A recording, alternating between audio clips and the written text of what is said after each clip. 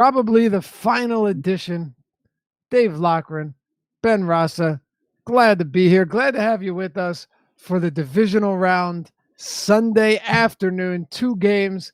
Ben, this is it, man. We've come to the end of the road in week 19. Quite a year, yeah. This is a fun week. Obviously, we had 2 good ones yesterday. Not that they were the best games. 2 more big ones today. Your Birds are playing, obviously. We'll get to that.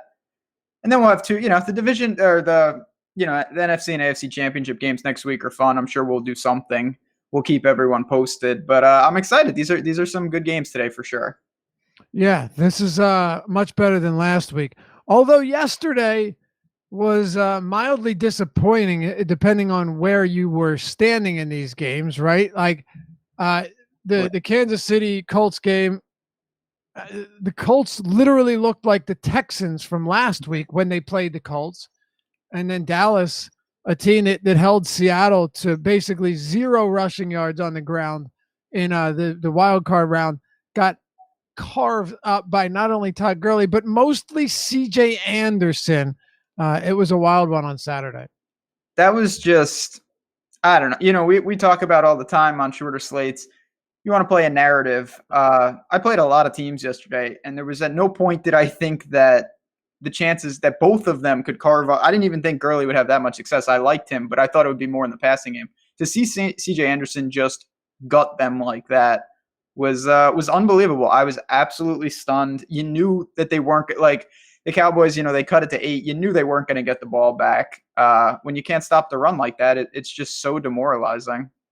And it's also crazy too, because it's like, yes, Todd Gurley's very good. Take nothing away from Todd Gurley, of course. And I would never even consider saying, oh yeah, CJ Anderson's as good as Gurley. That's the dumbest thing you could ever imagine. But that offensive line, the run blocking, I mean, you could put you behind that line and you'd probably, average 4 yards a carry. Some of those, Gurley's touchdown run, he was so far in the clear at the beginning, like it wasn't even a hole. It was just nobody there. And it's true. We've seen that. We're not going to devolve this into the running backs matter conversation, but at the same time, it just shows that the Rams up front, I did not think that was going to happen. They absolutely dismantled the Cowboys front 7. And CJ Anderson, who would have thunk it? It was pretty crazy to say. Yeah, it definitely was. Michael Gallup with a big game as well. Mm-hmm. There are 34 teams, I believe, that have CJ Anderson and Michael Gallup. 6 teams in the $250,000 contest that have Michael Gallup, CJ Anderson, and Damian Williams. So is somebody out there. Yeah, I was, who Damian Williams obviously was like 90% owned. So it wasn't hard to uncover that diamond in the rough. The other 2, a little trickier. Obviously, Gallup, I thought that was a solid play. Him and Amari. I had some good Cowboys stacks. Those are my best teams. The problem was Zeke did not have a great game, and I could have made 1,000 teams. I never would have came up with CJ Anderson. That wasn't happening. Yeah. It's just not happening. No, and you know what? He wasn't a punt either. Like he was, I think, 4,800. Yep. So it's not exactly like CJ Anderson was dirt cheap. No, what are you going to do? He's sandwiched between Sony Michel and James White, 2 guys we'll obviously be talking about today. I certainly leaned to those guys because I figured, considering they're actual football players, not CJ Anderson, who's been on, how many teams has he been on this year? Well, only 2. He was on the Panthers. They cut him, and then I think the Rams signed him, right? I thought he was on the Raiders at one point. Huh. CJ? Maybe I'm wrong. Am I thinking of somebody else? Maybe I'm wrong. I know he got cut by the Panthers. Yeah, I know that as well. No, Carolina and the Rams this year. Those are the 2 teams. Fair enough. But he was signed by the Raiders for a week. Okay. You know what it was? Signed on December 5th, waived and cut on the 11th and 12th. There you have it. All right. Good memory. Yeah, that was just I remember seeing that when it happened, and I was just like, oh, this guy's still floating around, and then he popped up just now. He's dismantling playoff teams. Like who? It's unreal how that happens in the NFL. It's a crazy, crazy sport. Yeah, he's got 5 touchdowns now, and he's played like 4 games. Yeah, rejuvenated. He's bizarre. Fresh. It's bizarre, man. It really is. All right, let's get into these games here. Of course, we're gonna talk about this 2-gamer, not really strategy on how to adjust your lineups based on the 4-gamer. If you were looking for that, though, Sirius XM Awesemo Radio, it was aired from 8 to 10 this morning Eastern time. You can catch that on demand. Myself and Manny Laura banged out a pretty solid show over there. It's a lot of fun, and talked about a variety of things for this slate in conjunction with the full slate, Sirius XM. You could check it out on demand with Awesemo Radio search, or just search my name, Dave Locker. All right, let's do it, Ben. New England, LA Chargers. So this game, by the way, the line has moved a bit. It was 4, it was 3.5, or it's 4, then 3.5. Now it's back to 4. 47.5 point total. I tell you, man, I like the Chargers. I like the Chargers a little bit here, just because I think Father Time is undefeated, and at some point, the Belichick Brady era, it has to collapse eventually, and I'm banking on it being today. Not saying they'll suck next year, just that I think the Chargers finally break through and get a win here in the playoffs. I hope. I know. Yeah, Maybe it's just wishful thinking. It certainly is right. for me. You're probably right. Well, obviously, they took, to get to this game, they took a real step. I was finally happy with how they handled Lamar Jackson, seeing him twice. That game was not nearly as close as it looked at the end there. They were really in full control. Yeah. I'm with you in the sense that this is maybe the first time, or it's on the short list, where I truly think that the Patriots, talent-wise, just aren't there. They are at home. They have not been beaten in Foxborough. But to me, the Chargers on a neutral field are clearly the better team. So now they do have to go to New England. Chargers have been outstanding on the road. So this is a game that if they're as good as people think they are, as I think they are, they should go in there and find a way to win. They just have a better team. I think they're going to really put that Patriots defense in particular to the test. But on the other side, I think the mystery, in terms of DFS, is what do the Patriots do? Do they try to control the game on the clock with Sony Michel? Did they try to spread the Chargers out with someone like James White? Because other than that, they don't have a ton of options, especially downfield these days. No, they don't at all. And, well, here, they might not, but they do still have weapons, whether it be like James White is a guy that I think in this game could be very impactful. He got I think eight touchdowns in like 5 career playoff games. Yardage totals aren't through the roof, but the interesting thing about this is the Chargers allowed the second most receiving yards to running backs this season, second to only the Falcons, who, as we know, were just dismal in that regard. Go ahead. Oh yeah, I was just gonna say, and it kind of makes sense because they have such good pass rushers. One way to alleviate that, is screens, dump offs, get the ball out quickly. Valve. Yeah, exactly. Absolutely. And James White, on DraftKings, he's 5,100. To me, that's just a really good price, right? On FanDuel, he's 7,500. He's the same price as Melvin Gordon. He's 900 more than Sonny Michel. He's 1,100 more expensive than Mark Ingram.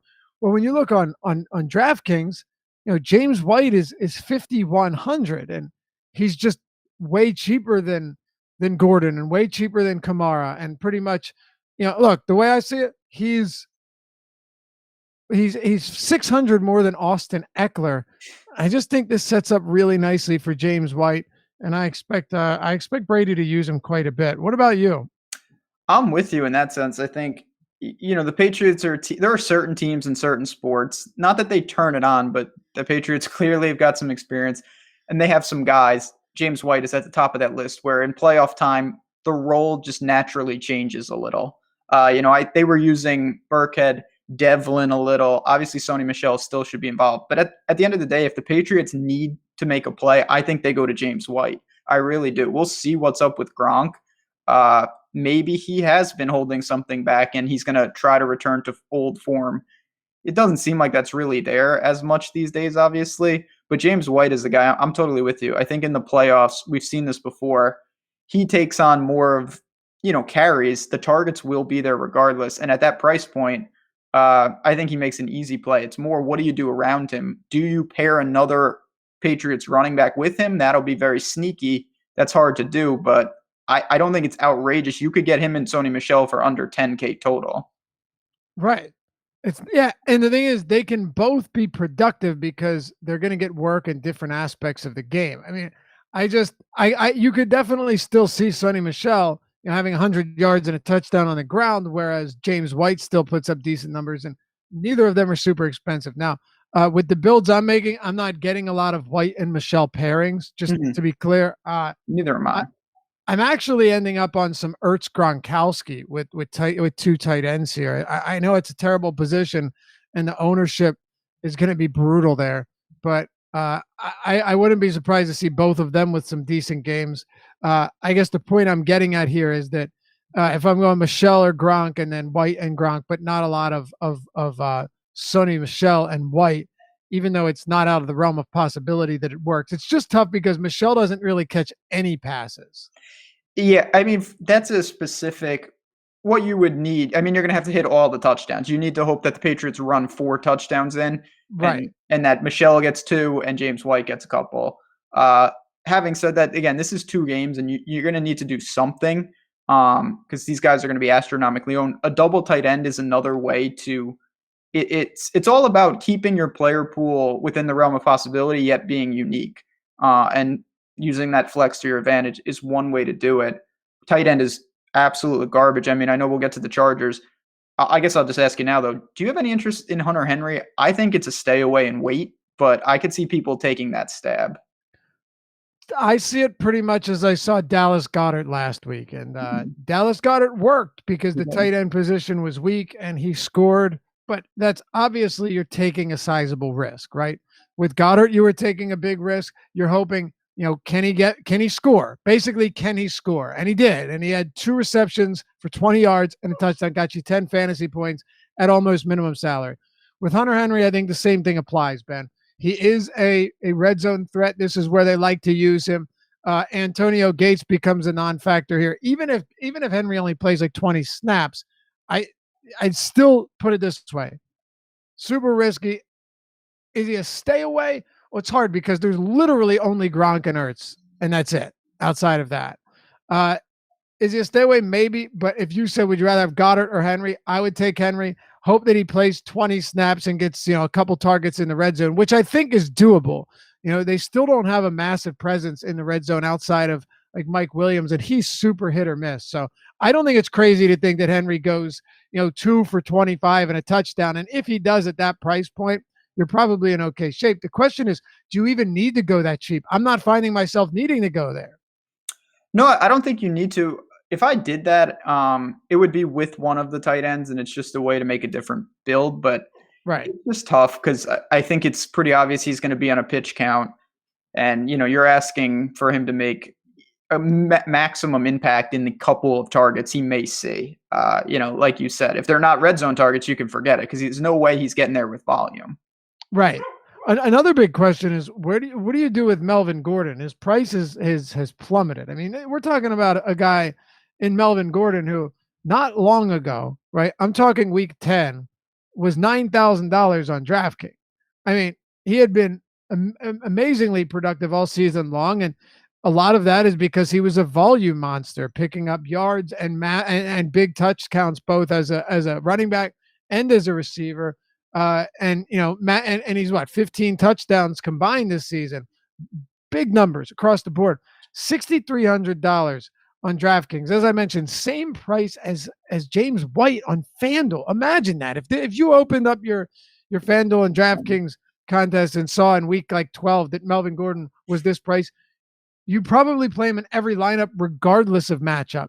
But the recent performances, the injuries, it definitely takes some shine away, or at least makes you pause. It gives you pause and makes you second guess whether or not this is the right spot and will he bounce back. Really want to know where you're at here on Gordon at this price point. This is a tricky one. It's interesting. Just looking over his production, he had 4+ targets in every single game up until week 12 when he got hurt. And since then, he's had under 4 targets in every single game. So the passing work hasn't been there, but obviously this is the playoffs. Last week he was banged up. He came back.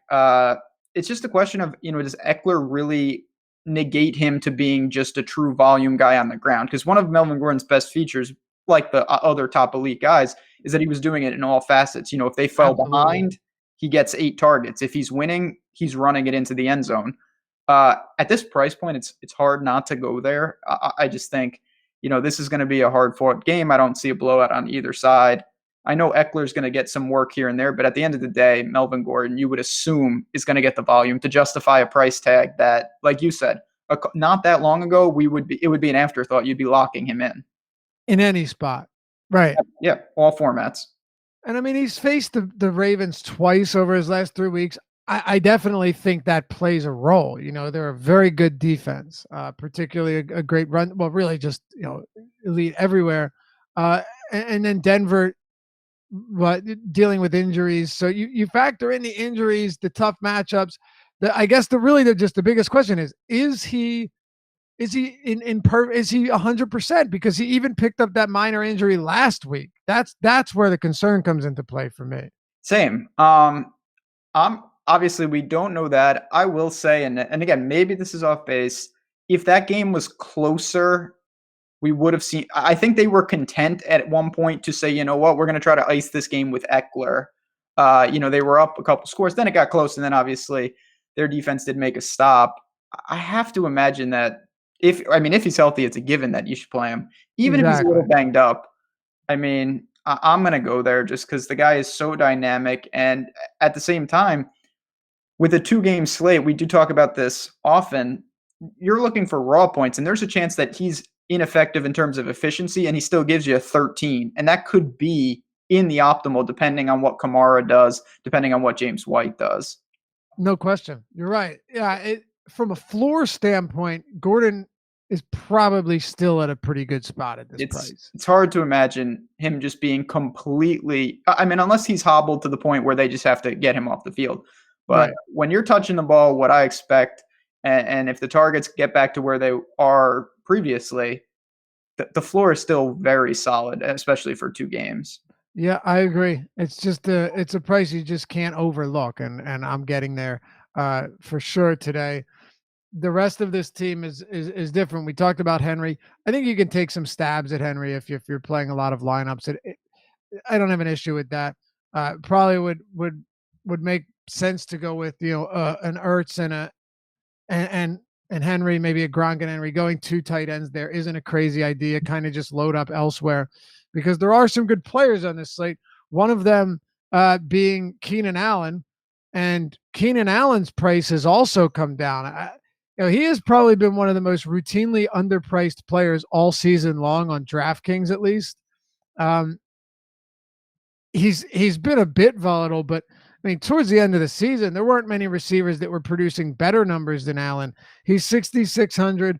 Now, Belichick, he always takes one of your best players out of the game. We've seen it countless times. Who's it going to be, right? You have Gordon, you have Allen, and then you've got your role players, your supporting cast like Mike Williams and Terrell Williams and Travis Benjamin and Austin Eckler. So what do we do with Keenan Allen here at 6,600 on DraftKings?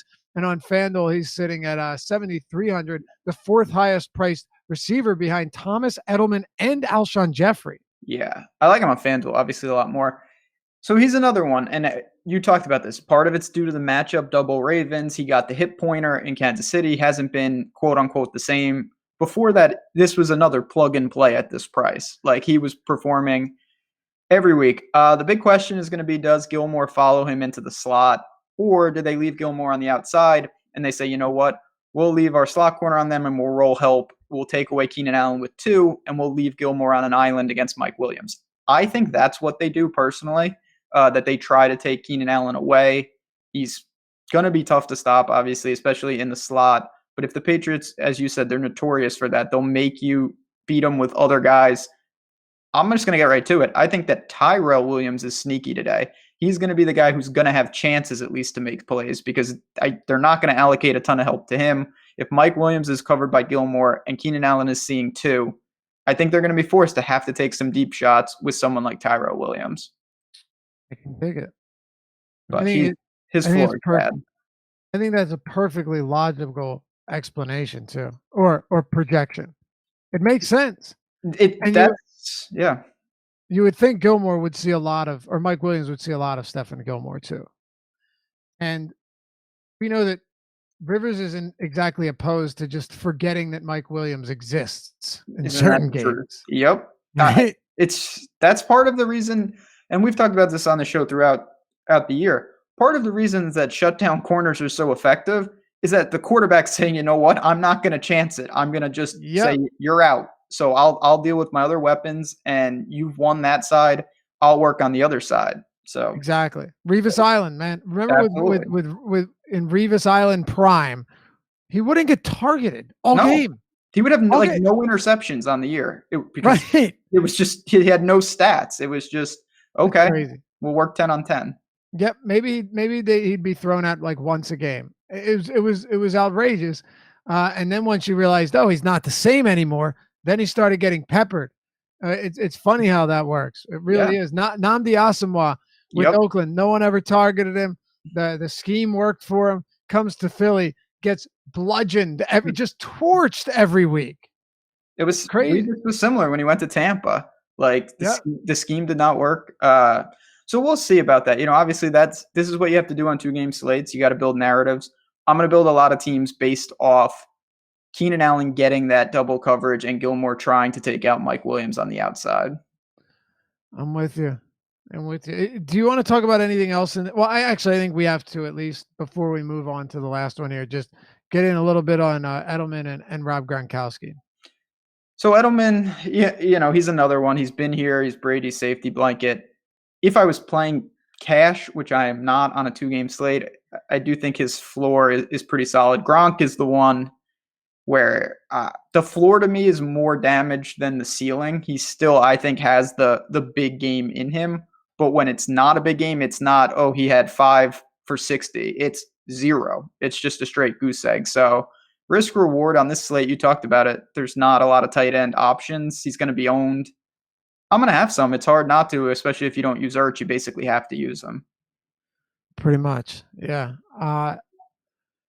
So our ownership projections for the DK Saturday, Sunday, like the full slate, were pretty awesome for tight end. Like Kelsey came in around 37, 38. We had him right below 34. Ebron came in around 27, 28. We had him at 24. So very close. Then we had Everett at 16. So on that 4-gamer, we had Ertz at 14.8 and Gronk at 10.3, right? And that's on a 4-gamer. 3 of those guys have already played. That's super low ownership given only 4 games. And the fact that Ertz was 5,700 and Rob Gronkowski was 46. But now you take it, you get rid of the 3 guys that were projected to have the highest ownership, even though the Gerald Everett thing didn't really make much sense. Like, that didn't work. No. I mean, if you look at his target counts, it was always in games where they were either going back and forth in a high-scoring game or playing from behind, which they did a little bit to close out the season. So, yeah, I don't – whatever. It doesn't really matter. But at tight end right now, on our ownership projections, we have Ertz at 45.5, Gronk at 33, Hunter Henry at 16, and Goddard at 11. And if you want to check that out, by the way, we have it for basketball, every sport. They're really, really helpful, especially if you play tournaments and cash. You can use it for everything. Get an idea of where people are going to be. They're very accurate for what you have to work with here. They're no magic ball or magic 8 ball, but they definitely get the job done. And we have the lineup builder, all of the articles from Ben, myself, Adam, every sport, Fantasy Cruncher add-on, and of course Alex Baker, Awesomeo himself. The reason this site exists, all of his rankings, projections, and his content as well. So if you just click on Join Now and select your plan from the homepage, when you click coupon code, you put Game Plan Show, one word, and select your plan. And you know what? You get 50%, half off for the entire month. Pretty gnarly deal. Game Plan Show, one word. Join now on the homepage, select your plan, select the add-on for Fantasy Cruncher if you'd like, and get 50% off your first month just by using the promo code Game Plan Show. All right, Ben, what do you say we move on to the second and final game here? Let's do it. Saints, Eagles. Eagles advance. I said this on this morning show. Let's just say hypothetically Nick Foles were to win take the Eagles to another Super Bowl, just a complete underdog story 2 years in a row, and win another Super Bowl, you would have to, you would agree, you would have to make a feature film, right? Hollywood would have to pick this up, right? I would have to say, I mean, that's one of those. Every so often, there's a story in sports where it's like, if they wanted to make a movie, it would be too far fetched. Like it doesn't. This is too crazy if that happens. Okay, so just work with me for a second. Okay. I'm going to assume you said yes. Sure. If they did make a movie and didn't cast John Hader as Nick Foles, I wouldn't watch it. For those of you wondering, John Hader played Napoleon Dynamite. Just Google John Hader, Jonheder. He is a spitting image of Nick Foles and would make this all well worth it if it did actually come to fruition. Well, all right, now that we got, go ahead. No, they do actually look. If that happened, I thought you were going to ask me this. What do you think the Eagles would do? Oh yeah, well that's just such a long conversation. I know. It's just like that would be quite. If they get through today, that would be unbelievable to me. Yeah, I don't see it happening, but the conversation in Philly would dramatically change. Even all of the hardcore Wentz backers. How could it not? It might be like, well, I don't mind being a hypocrite once in a while. It would be crazy. Dude, Breeze has never lost a home game in the playoffs. This is as much of an uphill battle as you could possibly get, Ben. I know that it's because of Foles. Very easy for people to take this Eagles run as all one thing. It's not. Like, I see this as wildly different from last year in a lot of ways. This is, like you just said, this is as bad a spot as you could be, and not anything that they've done. It's just going into the Superdome off the bye to face this team. The only saving grace, I think it's a positive that they beat you guys so badly. I agree with that. You don't want to be playing a team that you beat by 40. The Eagles will be motivated and ready. Not that they wouldn't if it's just different. I remember when the Jets, this happened to them with New England, and they went up to New England and they beat them in the playoffs. And nobody gave them a chance in that game. I remember that well. Yep. Look, I think you're right. That's the one advantage. But the Saints are a better team. They're dominant at home. It's going to be very, very difficult. Could Philly cover? Yeah, they could cover. It's 8 points, but it's a tough game, really tough game to win. I mean, this is the last matchup of all the teams you play that you'd want. I believe that. Oh, yeah. Absolutely. 52.5 point total here, Ben, and we'll jump right into it. You know who I like from this game? I like Ted Ginn Jr.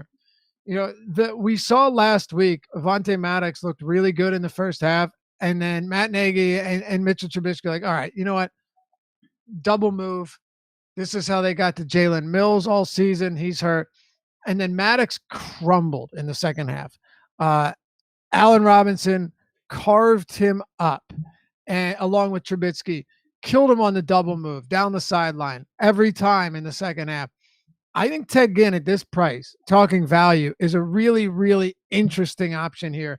And at that salary, I have some real interest. Look, when he returned in week 16, he jumped right back into action with 8 targets. Traquan Smith saw only 1 target. I have a feeling some people are going to be like, oh, Traquan killed him last time at home. I'm going to go to him. Well, I just don't think he's going to have nearly as much involvement with a healthy Ted Ginn. Let's talk about the Saints. You know where I'm at with Ginn when it comes to a value play. Where do you stand on this Saints team? So that's a great place to start, because when I started building for the 4-gamer, I was, Traquan Smith was a guy that came to mind specifically for the reasons that you just talked about with the Eagles, what we saw last week. Ted Ginn, though, I'm with you. I wanted to target, and I do have some Traquan, especially on teams that I'm in big trouble on, because I think that if he gets the snap counts, we know the upside's there. I'm with you. I think Ted Ginn does jump back in and has first crack at that. So the Saints, I mean, it's the same stories. You got Breeze, you got Kamara, you've got Michael Thomas. They're all very expensive premier options on the slate for good reason. I know that Mark Ingram, everybody on the Saints had their way with the Eagles the first time. I think that, again, I'm not going to glean much from that game. It got away from Philly. So I'm not really on Ingram. You can, of course, go there, but Kamara in the playoffs, I would assume that he's getting first, second, and third cracks at things. So there's plenty of value to get a guy like that in.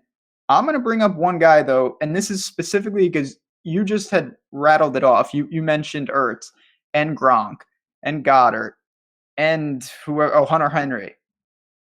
Benjamin Watson, if you are looking for someone on a 2-game slate who's going to be a couple of percent owned, he will have minimal ownership relative to a 2-gamer. Now, they've got all sorts of, they got Josh Hill, they've got Arnold.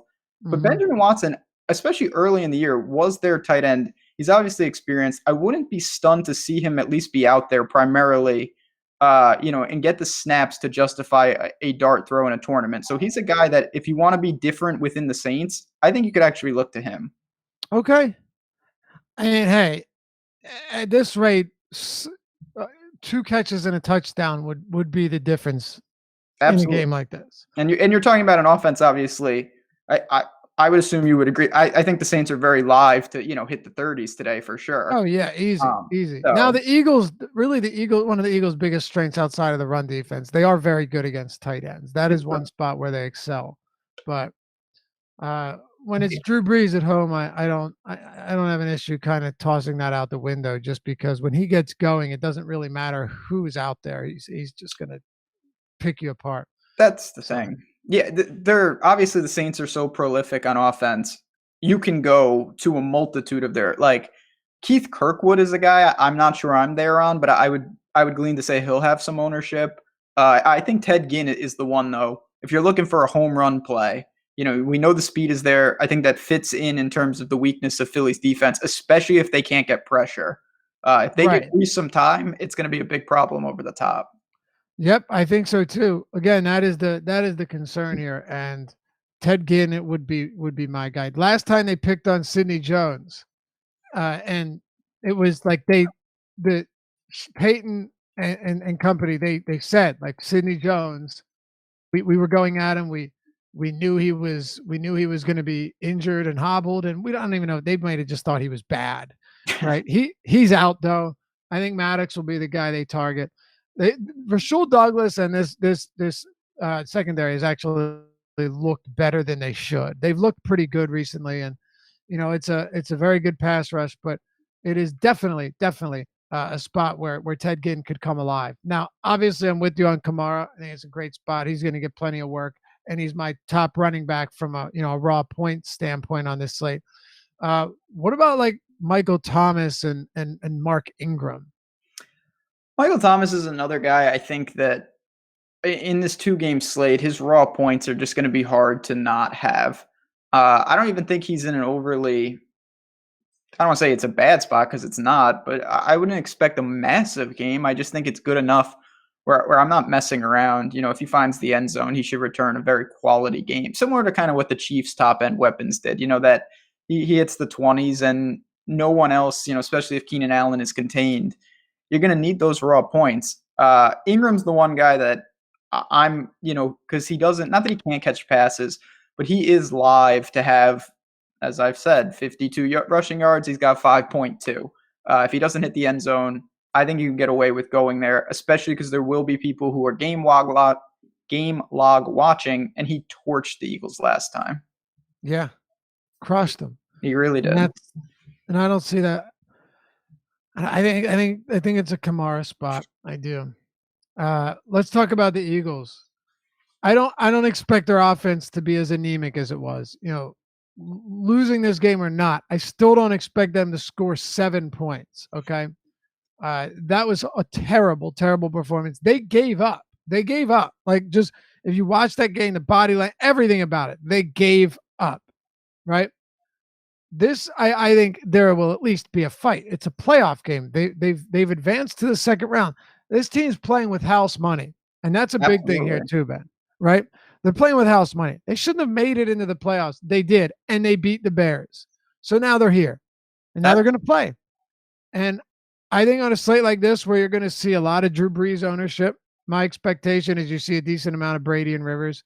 I am not afraid to consider some Nick Foles. Now, our projections for ownership actually have Foles as the second highest owned quarterback.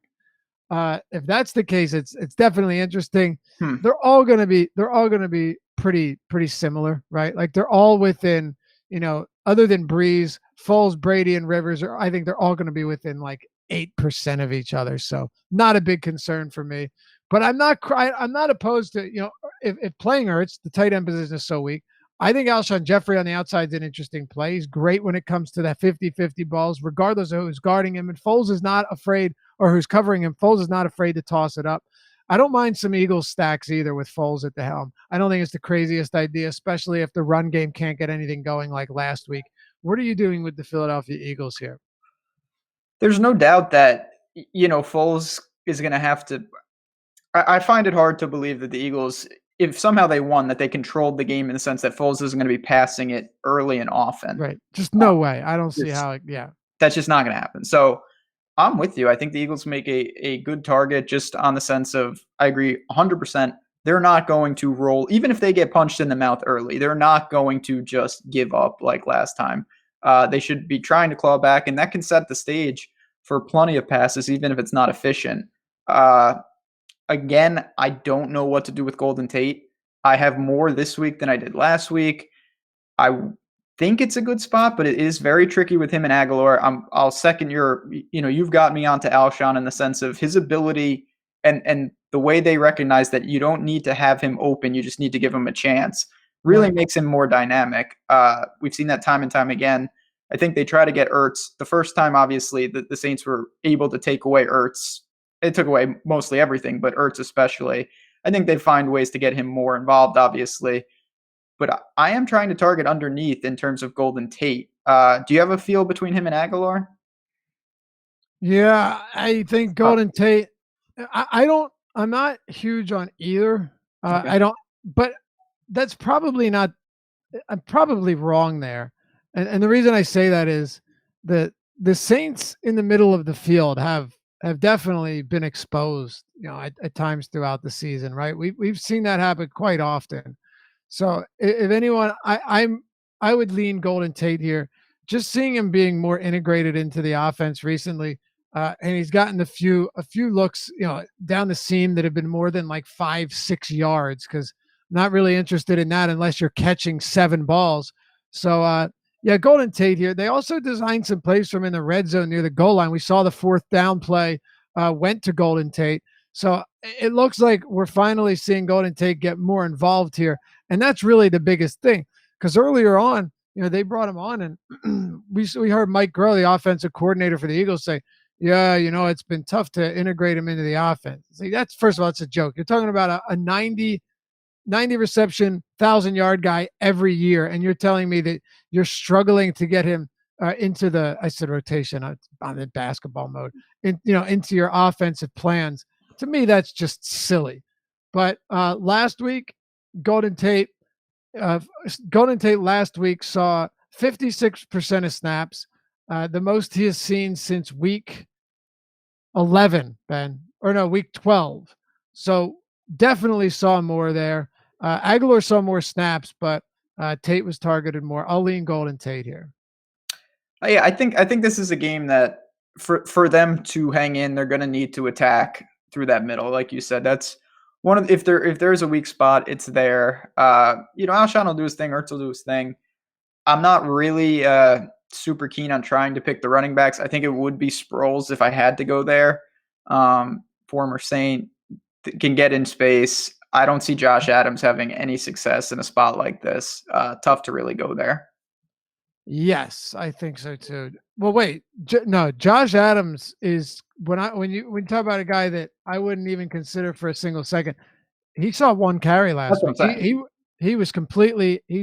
If you're going anywhere other than Sproles, it would be Wendell Smallwood, and I don't see myself getting there. I don't. I think Sproles is just a guy because if the run game is not working, Sproles can get it done in the passing game at least, and has broken off some nice chunk plays since returning to action this year.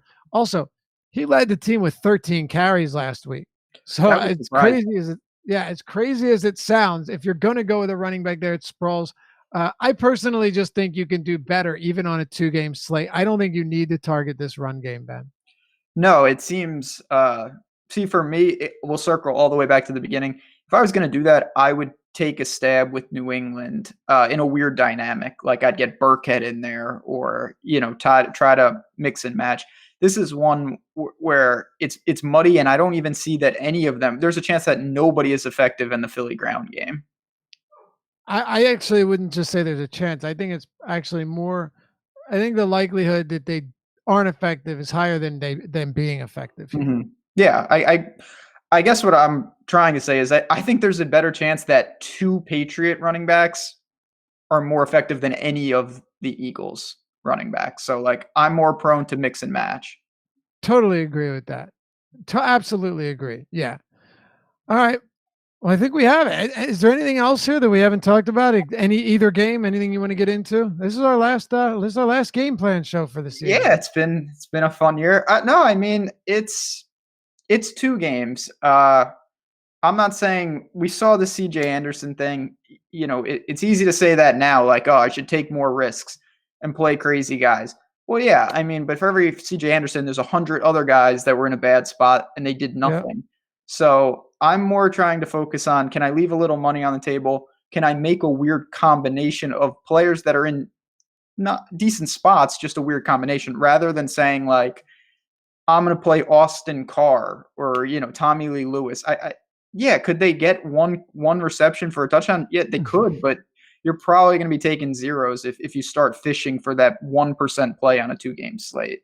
And I don't even think you need to go, like, you don't. Ted Ginn is cheap enough to where I get what you're saying, the 1%er, but I don't know. I don't know if the risk is worth the reward there when like you're hoping that they catch their one target for 60 yards and a score. It's such a narrow window. I think there are other ways. Everyone on a 2-game slate, their focus is ownership, I feel like, and it's just tough because I get it. You're going to have guys that are 65% owned today. But at the same time, it's a full lineup that you're playing, so you can do different things to make it unique. And yeah, we're winding down here, but you know what? It can be happening. We were in California last year for next week.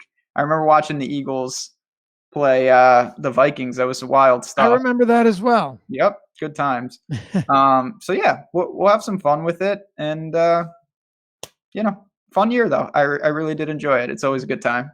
No question. We appreciate you guys hanging out with us for all these weeks. It's been fun on the Game Plan Show, and we were talking with Josh before we got started, and we're thinking about maybe doing a 4-man show next week with everybody that does Live Before Lock, that does the Game Plan Show for this championship round weekend, and have some fun with it, and also obviously break down these games and get you some good analysis like we always bring you on awesomemode.com. It's been a blast, Ben. Let's close it with this. Final scores. Who do you have? Patriots -4 or 4-point favorites at home in Foxborough against the Chargers.